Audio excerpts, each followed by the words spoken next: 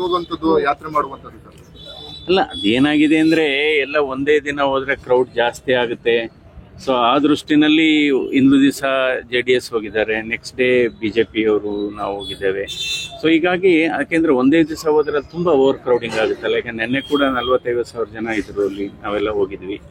So basically ಅಂದರೆ ಇದೇನಾಗಿದೆ ಅಂದರೆ ಅಂಥ ಧಾರ್ಮಿಕ ಕ್ಷೇತ್ರ, ಪುಣ್ಯಕ್ಷೇತ್ರ ಸುಮಾರು ಏನು 1932ನೇ ಇಸ್ವಿಯಿಂದನೂ ಅವರು ಸರ್ವಧರ್ಮದ ಸಮ್ಮೇಳನ ಮಾಡ್ಕೊ ಬಂದಿದ್ದಾರೆ.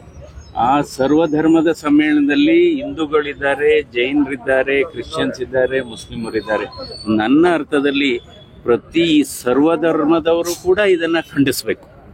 ಸರ್ವಧರ್ಮದವರು ಕೂಡ ಇದನ್ನ ಖಂಡಿಸಬೇಕು ನಿಜವಾಗ್ಲೂ. ಯಾಕೆಂದರೆ ಎಂಥ ಸಮಾಜ ಸೇವೆ ಮಾಡಿದ್ದಾರೆ. ಈಗ ಆ ಕ್ಷೇತ್ರಕ್ಕೆ ಅಥವಾ ಧಾರ್ಮಿಕ ಮತ್ತು ಆ ಕ್ಷೇತ್ರಕ್ಕೆ ಲಕ್ಷಾಂತರ ಜನ ಇವತ್ತು ಭಕ್ತರುಗಳಿದ್ದಾರೆ.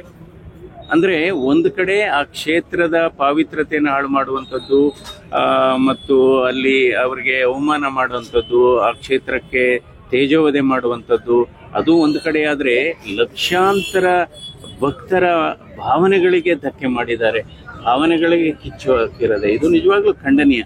ಸೊ ಯಾಕೆಂದರೆ ಅದು ಎಲ್ಲರನ್ನೂ ಕೂಡ ಸಮಾನತೆ ದೃಷ್ಟಿಯಿಂದ ನೋಡತಕ್ಕಂಥ ಕ್ಷೇತ್ರ. ಸೊ ಹೀಗಾಗಿ ಇದರ ಪಾತ್ರಧಾರಿಗಳು ಯಾರಿದ್ದಾರೆ, ಇದರ ಸೂತ್ರಧಾರರು ಯಾರಿದ್ದಾರೆ, ಅದನ್ನ ಕಂಡಿಡಿದು ಅವರಿಗೆ ತಕ್ಕ ಶಿಕ್ಷೆ ಆಗಬೇಕು. ರಾಜಕಾರಣ ಏನಿಲ್ಲ. ಈಗೇನಾಗಿದೆ, ಅದ್ರ ವ್ಯಾಪ್ತಿ ಏನಾಗಿದೆ, ಕೆಲವು ಇದಕ್ಕೆ ಷಡ್ಯಂತ್ರ ರೂಪಿಸಿದಂಥವರು ತಮಿಳುನಾಡಲ್ಲಿದ್ದಾರೆ, ಇನ್ನು ಕೆಲವರು ಕೇರಳದಲ್ಲಿದ್ದಾರೆ, ಇನ್ನು ಕೆಲವರು ಹೊರಗಡೆನೂ ಇರ್ಬೋದು ಇನ್ನೂ ಅದು ಅಂತ ಒಂದು ಗುಮಾನಿ ಇದೆ. ಅದರಿಂದ ಈ ವ್ಯಾಪ್ತಿ ರಾಜ್ಯ ಬಿಟ್ಟು ವ್ಯಾಪ್ತಿ ಇರೋದ್ರಿಂದ ಒಂದು ಕೇಂದ್ರದ ಏಜೆನ್ಸಿ ಇನ್ವೆಸ್ಟಿಗೇಟ್ ಮಾಡಿದ್ರೆ ಇದೆಲ್ಲ ಹೊರಗಡೆ ಬರುತ್ತೆ ಅನ್ನೋದೇ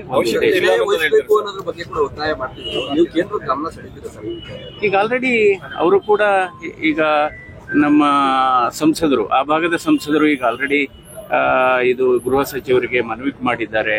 ಸೊ ಅದು ಕೂಡ ಪ್ರಗತಿಯಲ್ಲಿದೆ. ಕಾಂಗ್ರೆಸ್ ನಡೀತಾ ಇದೆ. ಅಲ್ಲಲ್ಲ, SIT ಆಗುತ್ತೆ, ಅದ್ರ ವರದಿ ನೋಡೋಣ, ಏನ್ ಬರುತ್ತೆ ನೋಡೋಣ.